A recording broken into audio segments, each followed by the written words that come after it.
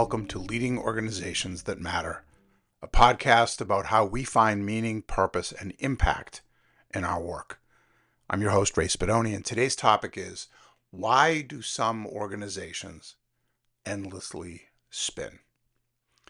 I don't want to be too harsh here, and I don't want to insult anyone with this week's episode, but I've been reflecting on why some organizations continue to struggle and sort of their leadership teams repeatedly do what some would describe as spinning.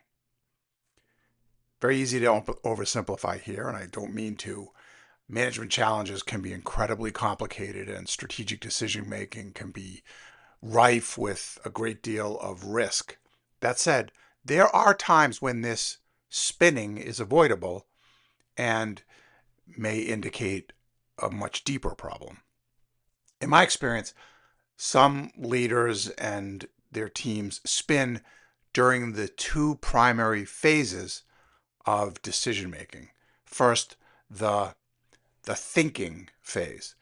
This is when all the necessary information is being sought or is already on the table. This phase is essentially the deciding stage, and it's when risks are evaluated and consequences determined. When organizations stall in this phase, it's often because of fear, conflict avoidance, risk aversion. Perhaps there are elephants in the room that no one can comfortably talk about, or it could just be a lack of appropriate empowerment. Each of these can force an individual or a group to endlessly debate, hand-wring, and fall into the endless pit of analysis paralysis. And then, of course, each of these will require a different solution. It's often very useful to identify which of these is causing the spinning by simply posing the question and asking the subject or subjects to comment on it. It's nice to shed a little light here, as often it only requires just a little bit of light to lessen or even fully eliminate the continuing churn.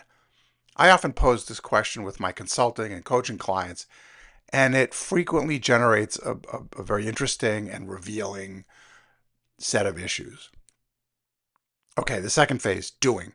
This is the implementation phase, and sometimes organizations and their leaders fall down and hard here. These organizations and their leaders often wonder why good ideas never seem to manifest, to generate, to deliver on expected results. In my experience, the challenge here relates to management ineffectiveness, the lack of an accountability-oriented culture, and a fundamental absence of the essential skill set when it comes to translating ideas to action. As I said up front, I don't want to be too harsh here, but it's the process of identifying, naming the culprit or culprits here. That can be the most useful thing of all to the leaders and their teams who are earnestly looking for a way out of an ongoing, agonizing swirl. So, first step is to identify and escape from the swirl. The next step is, well, stay tuned. Thanks for listening. I hope you'll consider leaving a 5-star review on Apple Podcasts or your platform of choice.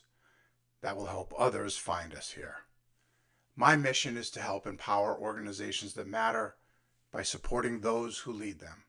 Feel free to learn more about me and my work at redsaleadvisors.com.